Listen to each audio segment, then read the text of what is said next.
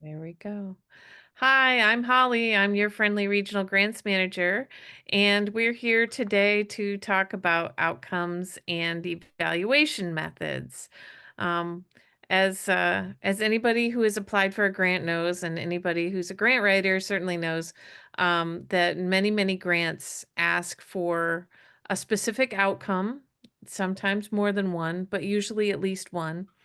And They also ask for evaluation method because that's the reason for setting an outcome. So um, let's first talk about kind of what an outcome is. So an outcome is a change that you want to happen.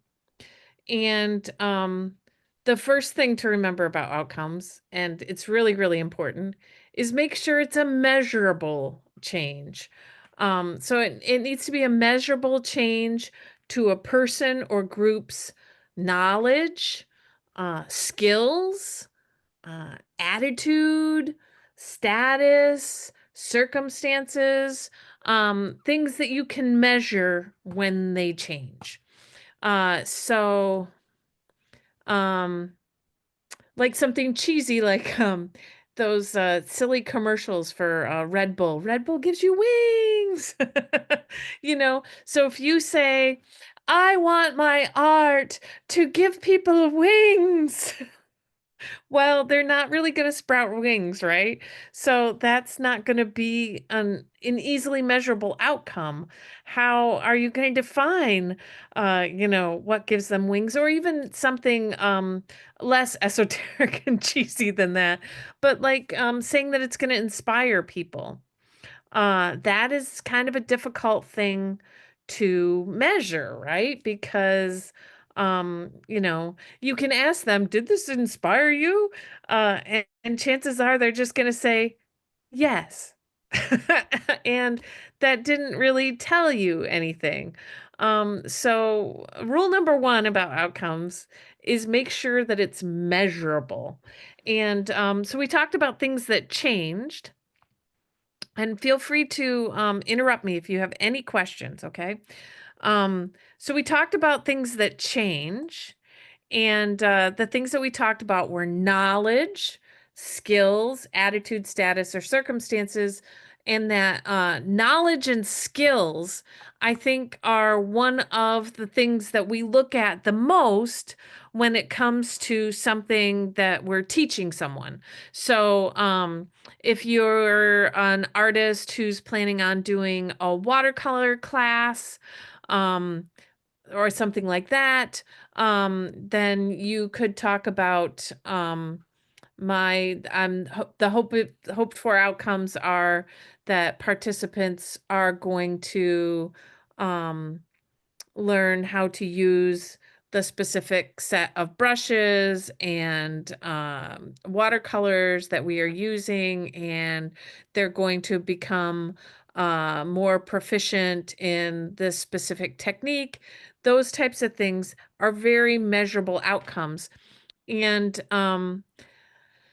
When we get into evaluation methods, we'll talk about different kinds of evaluation methods, but those kinds of outcomes where it's based on a knowledge or a skill are very easy for a teaching artist or someone who's doing that type of thing, who's imparting a skill of some kind, to observe and have, they can write down their observations, they can do grading, and those types of things. It's very easy to do an evaluation. um Now, if you have an audience for something, like say you're going to be doing a performance or something like that, then that's harder to say that their knowledge and skills are going to change. Their knowledge might change. Maybe there's something more than just music going on. Maybe there's going to be a presentation about this specific kind of music, or about this specific period of music or something like that. And maybe they're going to learn something more about this music or this instrument or something that they didn't know. But that's usually more of an educational presentation again. So probably instead, you're looking for changes in people's attitude, in their status. Um, and one of the easiest things to glom onto or uh, gravitate towards in that is did they enjoy it? Will they be coming again? You know, those types of survey questions that we see all the time. Um, but you know, when you set that, you want to make sure that it's something that you really want to know and that you can actually measure in some way. Um, so that's the type of things that we're looking for with outcomes. And when you're setting outcomes, it's a good idea to use like some critical thinking skills and ask yourself um, you know, like kind of 7 questions. Seven, yeah, no, six. I can't count. So those 6 questions: who, what, why, when, where, how. No, it is 7. I counted it right the first time. So, you know, so those are the things that you want to ask yourself when you're setting these outcomes. You know, who is going to be affected? Who are you trying to make a measurable change to? What are you trying to change? Is it a knowledge, skill, attitude, status, circumstance, those types of things? Um, you know, and maybe uh when is this going to happen? Why is this going to happen? Where? And those kind of get more into, you know, this has got to be measurable. So you've got to have a way that you're going to measure it. And that gets into the evaluation methods. So I'm going to share my screen here. Hang on. Let me first open the thing that I'm looking for here. There it is. Okay. Uh, I do know how to share my screen. I swear I do. Okay. Here we go. So, a lot of people, when they're looking at for outcomes, they're looking at these types of things. So, a lot of people use this SMART um, like acronym to help them remember what kinds of things make a good outcome. And so no, S stands for specific. So you want to make your outcome specific. And we talked about kind of like making it esoteric, like Red Bull gives you wings. I'm going to inspire, you know. Um, or even, some people talk about the healing of art, and art is a very healing thing, but that is very difficult to measure, especially in possibly the short period of time you might be together with your participants or your audience. So, you know, be specific. Like we talked about earlier with the watercolor workshop. Um, you know, they are going to learn X technique. They are going to increase their knowledge of these kinds of brushes and materials. They're going to pick up skills doing this technique. You know, those are specific. And part of the reason that you want to be specific is that you want this to be measurable. You want this to be achievable. So we'll move on to M, measurable. So you're going to have to think ahead when you're setting your outcomes of what that evaluation method is going to be and how you're going to receive metrics or data to make this a measurable outcome. So like I said, for the example that I just gave for like a watercolor workshop, um, the teacher could grade the participants.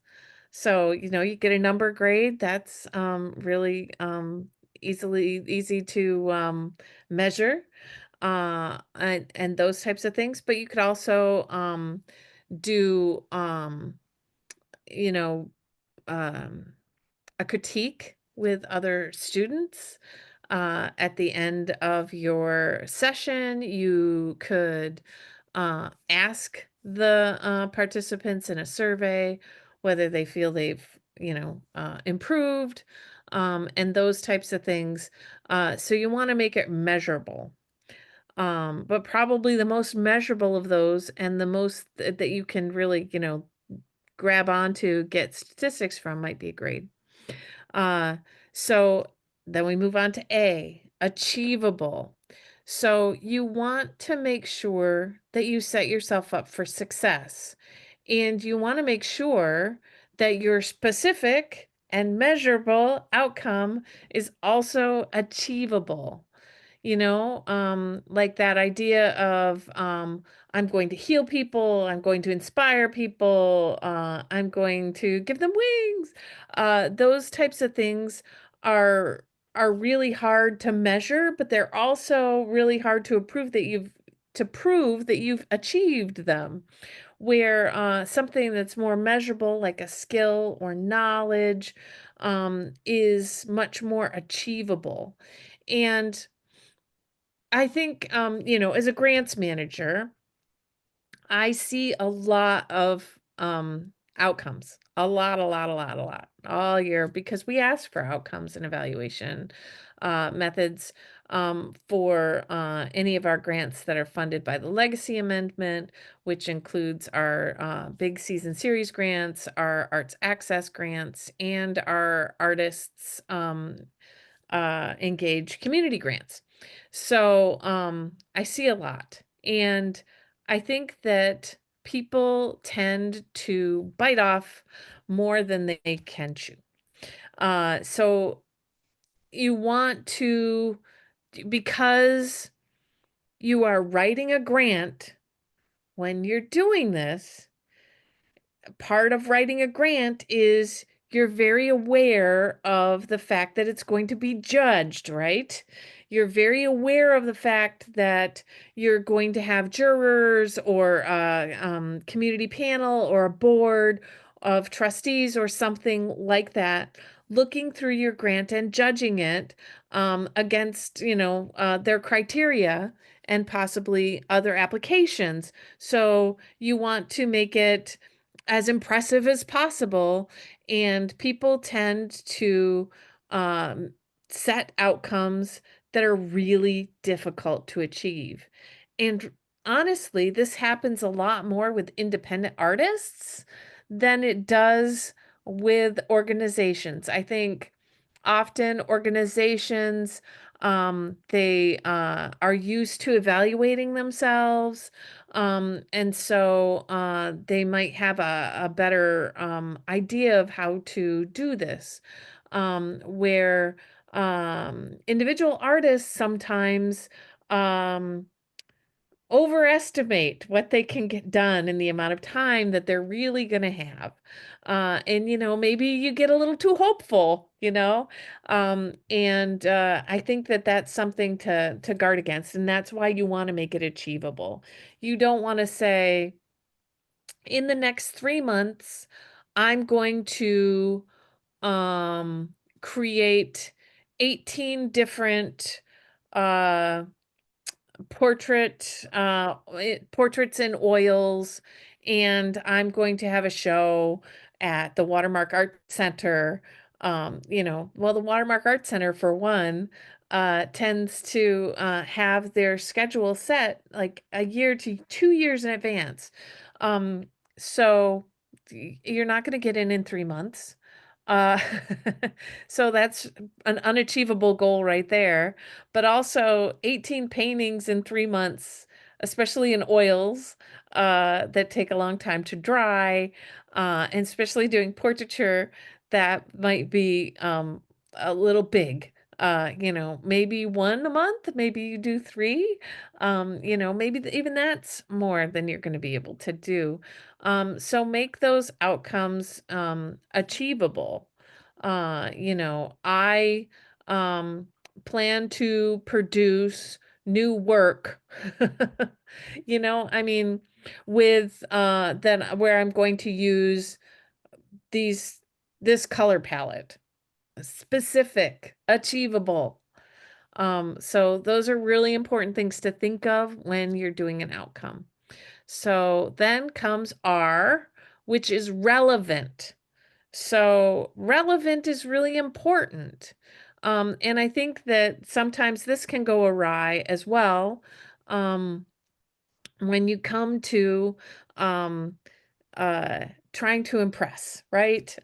Because grant writing, you're trying to make this, um, something that is going to be funded.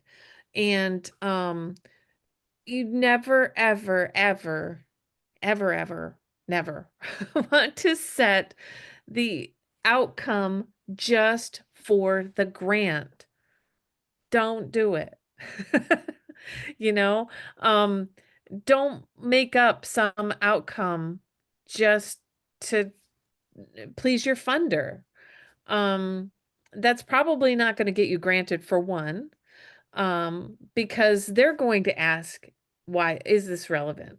So make sure that you set the outcome for something that's going to actually improve your organization or you as an artist. Make sure it's something that you really want to see happen and that you want to know about, that you want to gather, uh, uh, evaluative information about. Make it relevant. So not only make it specific, achievable, measurable, but you also want to make it relevant. You want to make it something that you would have done anyway. Okay? Don't make it something just for the grant because number one, funders see that a lot and they'll probably see through it. And number two, you're not helping yourself. So make sure that it's relevant to you and it's something that you care about, that you want to see happen for your participants or your audience, and that it's something that you want to gather information about anyway. And then time bound is T. And that just means that make sure that there's a specific time date, or a specific date or time frame that you're going to get this done in. So, say you're having some sort of performance, maybe it's a theatrical performance, maybe it's a concert. If it's a theatrical performance, depending on what your outcome is, um, it might be something for the audience that the audience is going to participate in the chorus of, I don't know. Uh, there's lots of things that you can do in an audience, right? It's going to change their attitude on classical music. It's going to, they're going to learn about whatever. So, whatever it is, you might say, I'm going to do a survey at this particular um, performance. Maybe you're going to do it. You don't want to have to do it on opening night, maybe because, um, people are too worried about things. Maybe you want to do it the next night. Maybe you do want to do it on opening night because then you're going to have the biggest audience. So you want to plan that thing. And, if it's going to be a long-term thing that you're doing, then you might want to plan for when that outcome is going to happen, or hope that you hope that it happens and when you're going to do the evaluation. So I'm going to stop sharing. So that is the idea of SMART outcomes: specific, measurable, achievable, relevant, and time bound, meaning, within a specific amount of time. So, Next thing I would talk about is why set outcomes. We kind of covered that a little bit under relevant. And for one of the things, that I said was doing it just for the grant is never a good answer. Um, this data you're collecting should benefit you. Otherwise, you're wasting your time. You don't want to waste your time. Just because it's a funding requirement doesn't mean that you shouldn't use that to your advantage and you shouldn't use it for something that you need anyway. So um, maybe the idea of setting outcomes is to know what kind of impact you're making, to make what you're doing better next time. You might want to know what kind of impact you're making so that you can do it better next time. uh so those are the reasons to set outcomes. Also to push yourself or your organization in a direction that you're trying to go. um you know uh this idea of something changing, like it could be your audience size, that your audience size is going to change, or that your audience demographics are going to change. So those are some things that you can measure too. So you want to make sure that whatever you're doing is actually going to help you, either to make the impact you want to make, and to give you information to do it better next time. Um, so you want to choose outcomes that are going to work for you. So don't overcomplicate them. We kind of talked about that with achievable. Um, and make sure that there's something that is going to be useful to you. That's really important. And let's see. So then, we've talked a lot about outcomes. So maybe next we want to talk about evaluation methods. Um, so uh let's see. Is there anything I missed about outcomes? Um,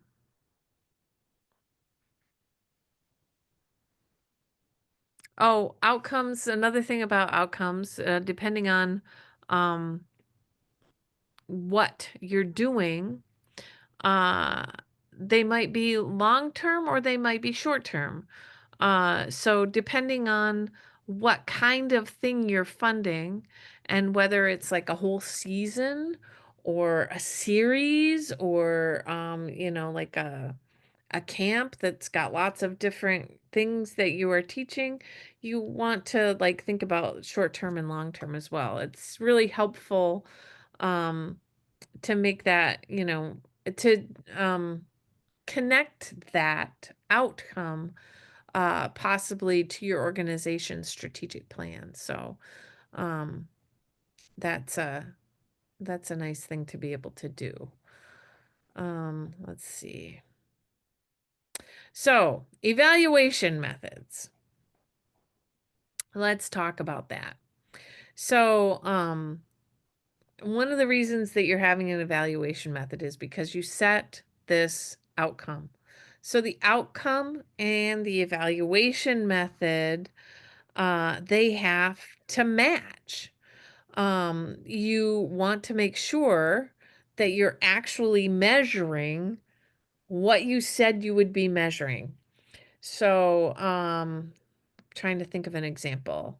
So if you said that your outcome is that you are expecting to have more young people come to your concert.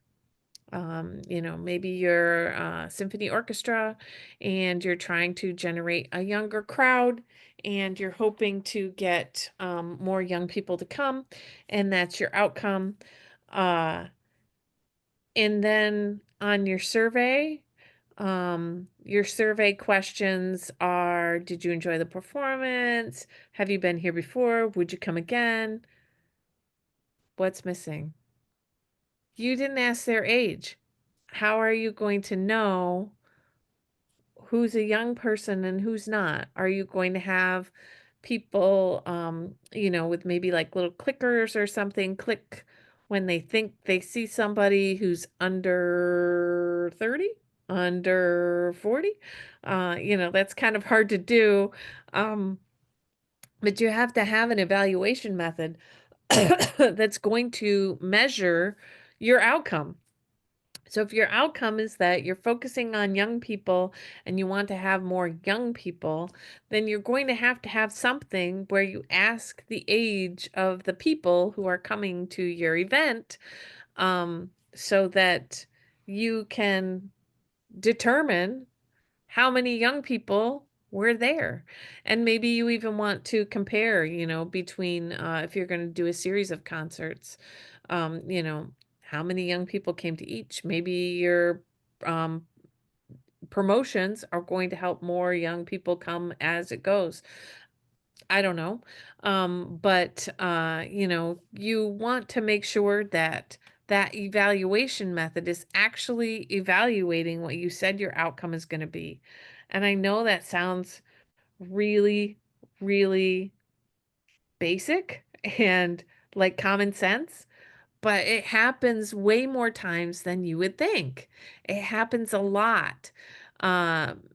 People get excited about what the evaluation method is going to be, and they lose sight of what they said the outcome was going to be. So make sure that that evaluation method, number one, is measuring the outcome that you set.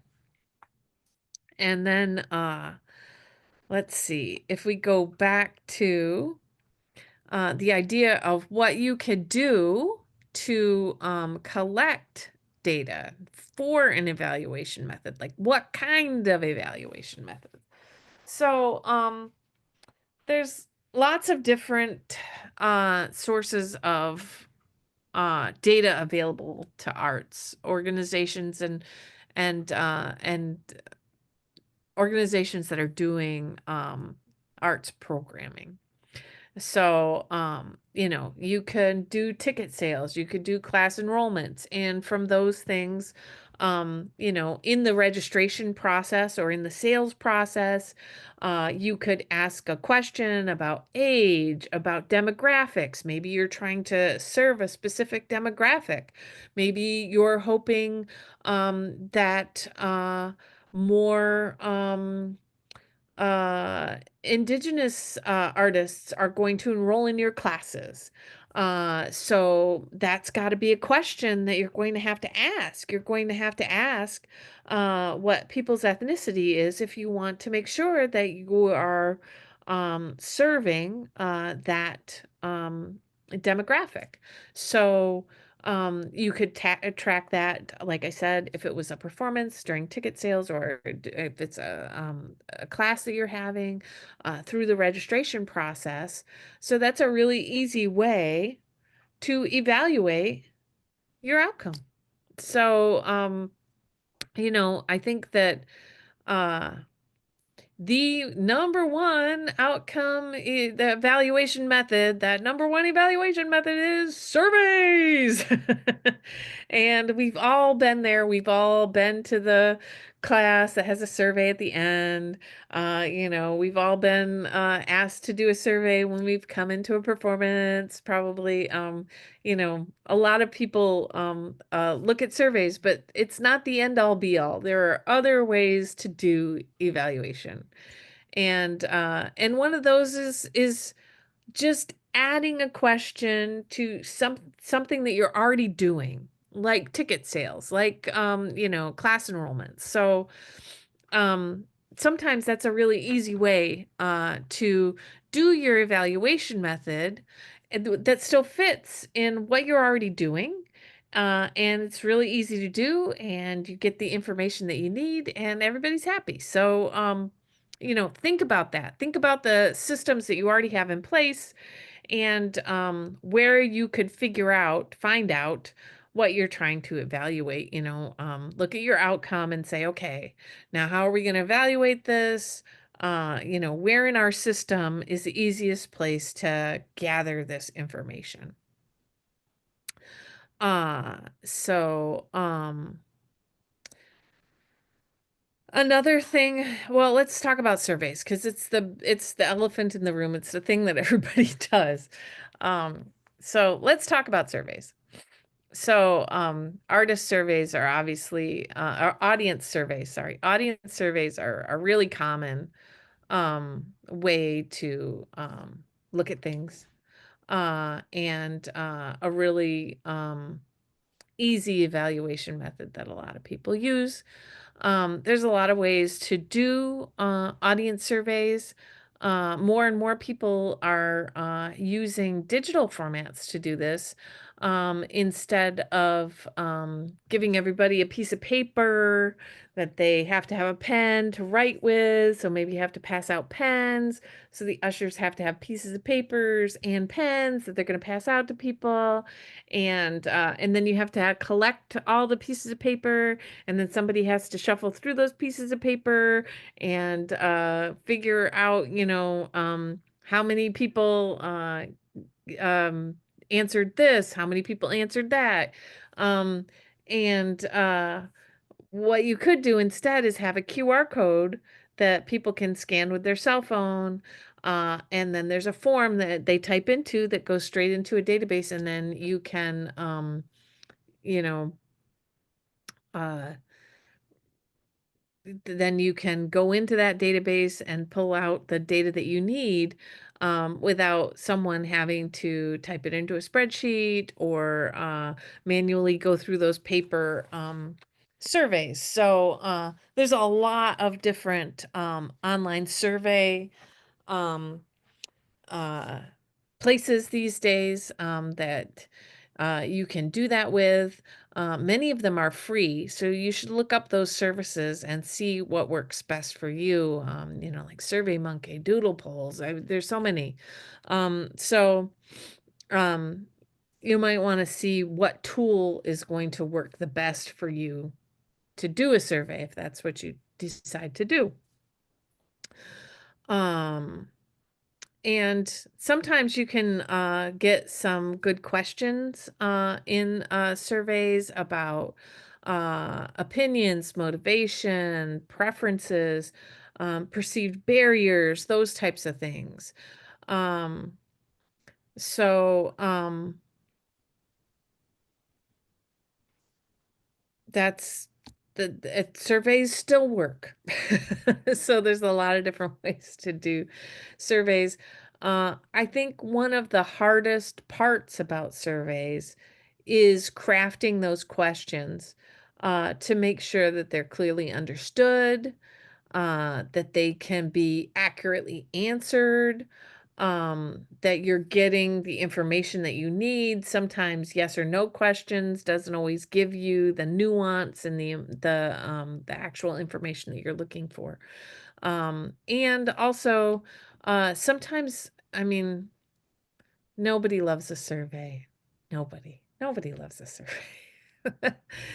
We all when we see that survey person with the clipboard or whatever, we kind of are like, oh, I hope I can get past them. I think very few people, when they see a QR code for a survey, are going to actually scan that and do the survey. Um, if you have participants, maybe you can send a survey to them afterwards, but how many people are going to do them? So sometimes it's hard to get a sufficiently large and diverse representation of your population that you're trying to evaluate. So just be aware of that pitfall with utilizing surveys.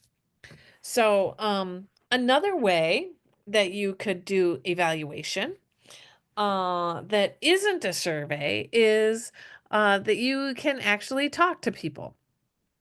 So, you could do interviews.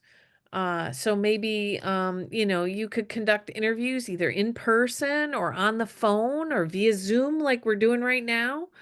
And sometimes those can be a really good choice, especially if the information that you're seeking is, kind of personal or, you want to be more companionable. Maybe it's, I don't think this happens with art very often, but certainly, I've seen this with applying for human services funds or health funds or things like that. Sometimes an interview is a good way to talk about sensitive or confidential information. So, interviews kind of have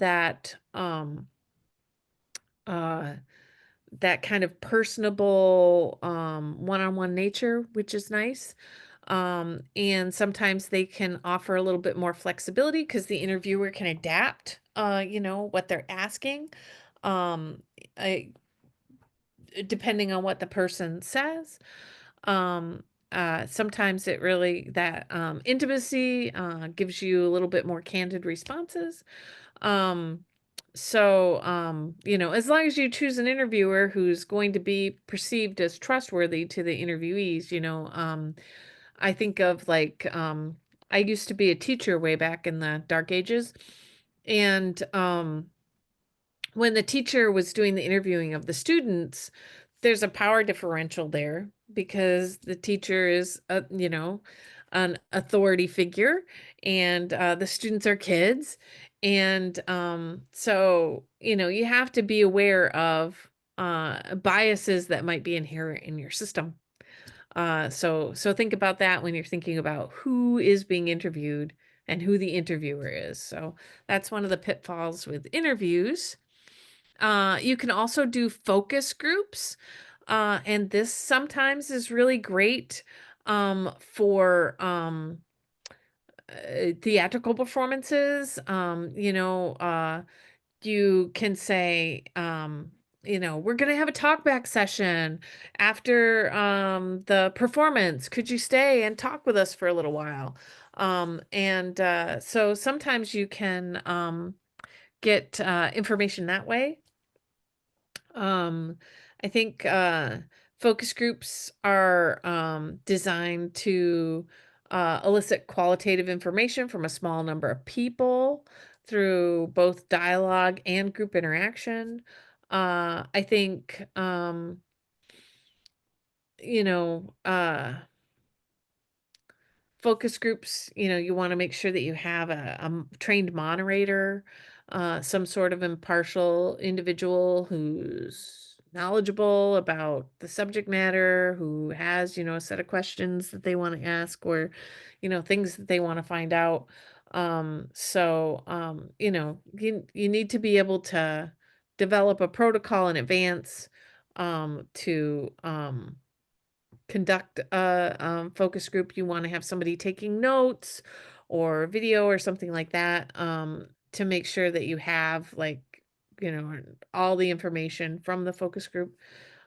So sometimes they're a little bit more complicated to set up, um, but sometimes that's a really great way to get feedback, especially if you're trying to um, not only figure out how your project or your arts activity is impacting people, but also maybe how your organization is perceived and impacting people. So sometimes a focus group can be really, really helpful.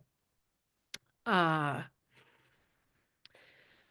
We talked about knowledge and skills as being pretty easy to evaluate through grades and those types of things. So you could have tests, you can have like a before test and after test to show, how students' skill has changed.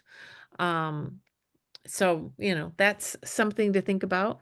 Another thing with learning, if you're doing like some sort of arts learning workshop, whether you're, teaching metal working or ceramics or, some drawing or something like that. Sometimes journals or portfolios are a really great way of evaluating how participants have done, or even if you're doing like a creative writing um, uh, class or something like that. So journals or portfolios can kind of provide a written and or visual record of, the participants' achievements in this particular class. It's another assessment technique that you could use as an evaluative tool.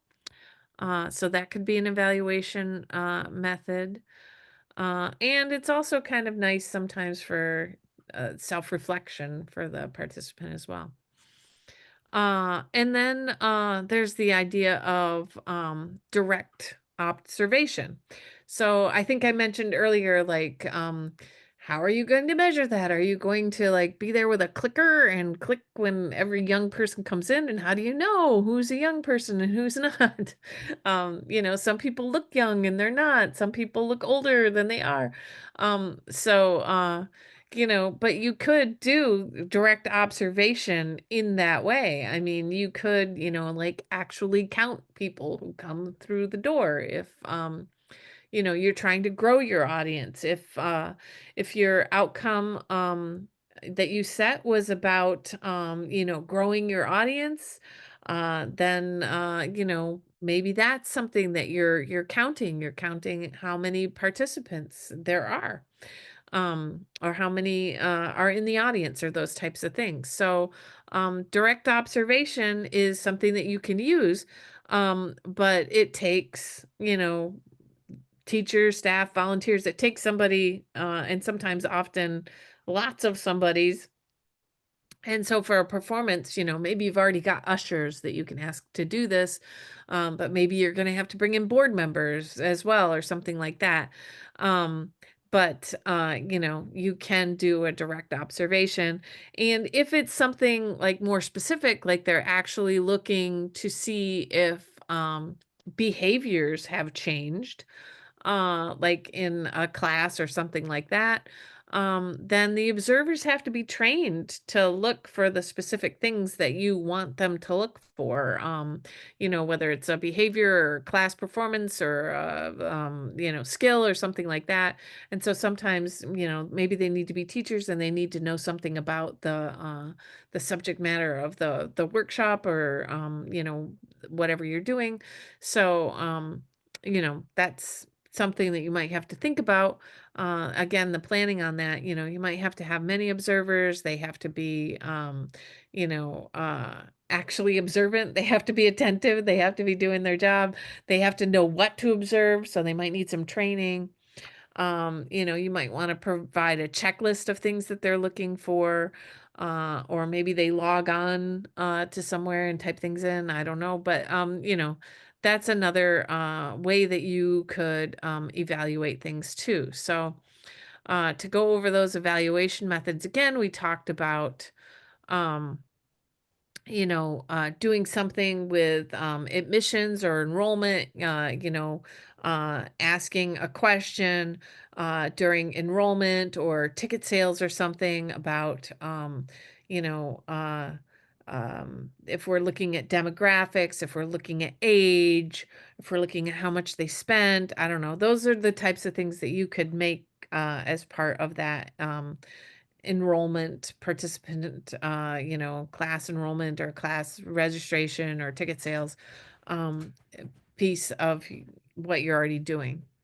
The idea of surveys, we talked about surveys, and they could be paper surveys, they could be, online surveys. We talked about using interviewing. And, another thing that I didn't mention about interviewing was that more and more when people do interviews now, they might do them via Zoom, like I'm talking with you right now. So they might, actually have a video and do a video. And sometimes doing videos is something that you can utilize later as an organization, as long as you have everybody sign off on it. So that's the thing about, taking video or taking pictures. You have to make sure that you have the permission of the people that you're taking video of, or um, taking pictures of. Um, but one of the things that you can use that for is to tell your story as an organization. So, that interview piece as an evaluative tool, could end up being something that is really valuable to you, not only because of the information you received, but also maybe you can use it as a testimonial. Maybe you can use it to tell your story. Maybe you can take some of that video interview and utilize it on your website, to tell your story, and get other donors and funders interested in what you're doing, other participants interested in what you're doing. So, that can be a nice um, extra bonus from doing an interview, or at least a video interview. But of course, they can be conducted in person or by telephone as well. And then we talked about focus groups, and, focus groups, you need to have like an actual idea of what you're looking for. You need to have, the idea of, there's got to be a moderator who has a set of questions, and so they've got to know what they're looking for. And We talked about having pre-tests and post-tests, to show how somebody's knowledge or skills have changed. Um, we talked about using journals and portfolios, journaling and portfolios and things like that, to show, like some self-reflection, but also as kind of an idea of a visual or written record of the learner's experience. And then we talked about direct observation, the need to have observers who are trained, who are attentive to look for, specific actions or activities or behaviors, during the class or the performance or the event or whatever it is. So those are all really basic ways that you can use to evaluate things. Do we have any questions at this point? No? I have a couple if you don't mind. Yeah, please. Let's see. So with evaluation methods, do you think so like this might not be even art specific, but do you think it's worth it to write in things like observing like community trends? Possible, but again, we want to think about that achievable. So, are you going to be able to show that there is actually a community trend? Like, how are you going to measure that? And how are you going to show that, like you could ask people in a survey whether they think this community trend is happening, but actually observing a community trend um can be difficult, like how many people are you are you looking at? How often? Where are you, what's the community geographic area?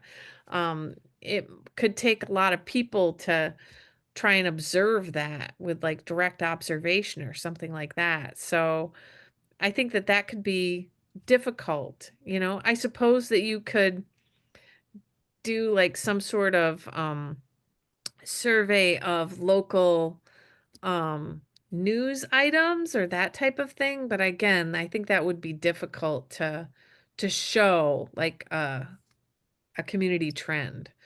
um if you wanted to talk about a change in people's attitudes about something, that might be more easily done in, say, like an interview or survey, because you can ask specific questions, or even a focus group.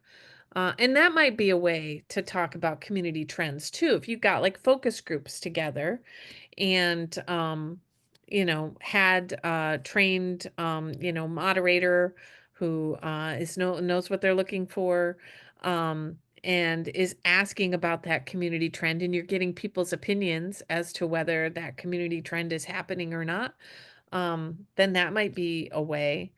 Um, but I think that that's harder to measure than maybe, something like, did their behavior change? Did their skill change? Did their knowledge change? Did their attitude change? You know what I mean? Right, right. Mhm. Um, yeah, that makes a lot of sense. And then like on a different note, I was thinking, do you think it's worth it to create outcomes for parts of a project that aren't necessarily the main focus? For example, like maybe having an event or a workshop where food is provided. Do you think it's necessary to write in outcomes for the meals? I don't think so. I mean, unless you're trying to, you know, sh- you're trying to actually gather information at those meals. I mean, are they like more of a fellowship thing where you're trying to get people in the door, or make them comfortable or feel, like culturally especially comfortable? Then I'm not sure that you're going to need an achievable, or an evaluation method for that. I mean, your outcome's pretty achievable just by maybe providing the food, and a reason for people to get together. I think, yeah, I don't think that you necessarily need, especially if it's around like, is the is the coming together for food the whole event? Or is that like maybe the pre-event? Like that's part of getting people together. And now that I've got them together because they came together to come and share this meal and now they're all comfortable, now we're going to, do a performance, or we're going to do this art project, or we're going to learn this new technique, or you know what I mean?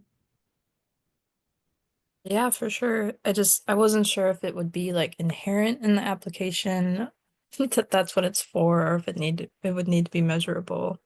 Um, Well, I mean, it depends sometimes on how much money you're spending on it, right? So, say you're going to get a $10,000 grant, and most of that $10,000 you're going to spend on 10 community banquets, because you're going to do $1,000 each for each community banquet.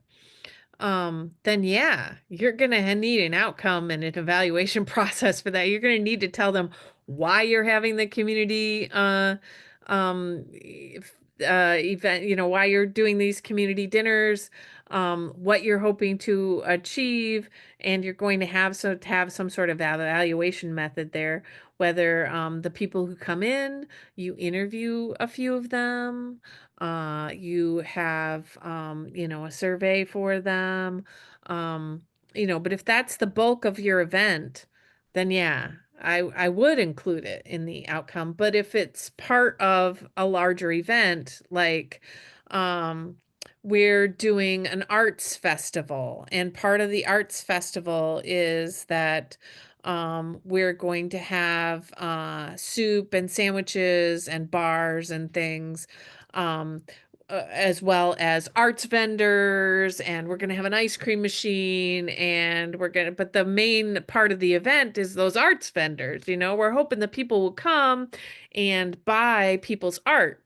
And that's the big part of the event, is that we're asking artists to come, maybe even charging them for a table, and we want them to make money. So we want lots of people to come, and so we're also offering food and ice cream and cool events for the kids. Maybe we got somebody there making balloon animals. I don't know. But I think that the bulk of that is that you're trying to get artists there, and you're trying to get them uh, to be able to sell their work.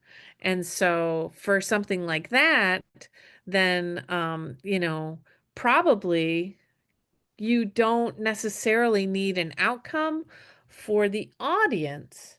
You might want an outcome for that, for the participants, for those artists that you have coming in. Maybe you want somebody who goes around to each table, and your evaluation method is, direct observation or interviewing, where you have somebody go to each table and ask them, did they make their table money back? Like if you, charge them for a table. Sometimes tables at these things are for free, but if you charge them for a table, did they make their table money back? Did they make a profit? Did they feel like they not only sold a lot of stuff, but that maybe they got a lot of custom orders that they're going to fill later. Um, those types of things. Did they have a good time? Did they, was it easy to set up? Did they feel like they had a good crowd? And you could ask those things in a survey as well. You could go around with a survey. So, um, you know, but maybe for something like that, the participants are the ones who you want the information for, especially, so we talked about not only having like outcomes and evaluation methods that are achievable, um, but also that help you. So if this is an event that you're doing for the first time and you want to do again, um, then maybe this is really, really relevant information to help you figure out, how to make it um, a successful and productive event next time. Does that answer your question? Yeah, absolutely. That was so helpful and thoughtful. And I don't have anything else. I know it's a little bit after 7, but thank you so Yeah, much. yeah, sorry about that. We did go a little over. Unfortunately, outcome and evaluation can can get complicated. But I guess the last thing I want to say is that it doesn't have to be. It can be easy and and short. So I think the hardest part is thinking about it and choosing that outcome that is really easily achievable with an evaluation method that's easy for you to do and is kind of almost part of your process anyway. That's that's what I that's what I'm here to advise. Okay, well then I guess we'll wrap it up for tonight, but thanks for coming. I appreciate you. No, thank you. I really appreciate it. It was really helpful. Okay, I'm gonna stop the recording here if I can figure out how to do that.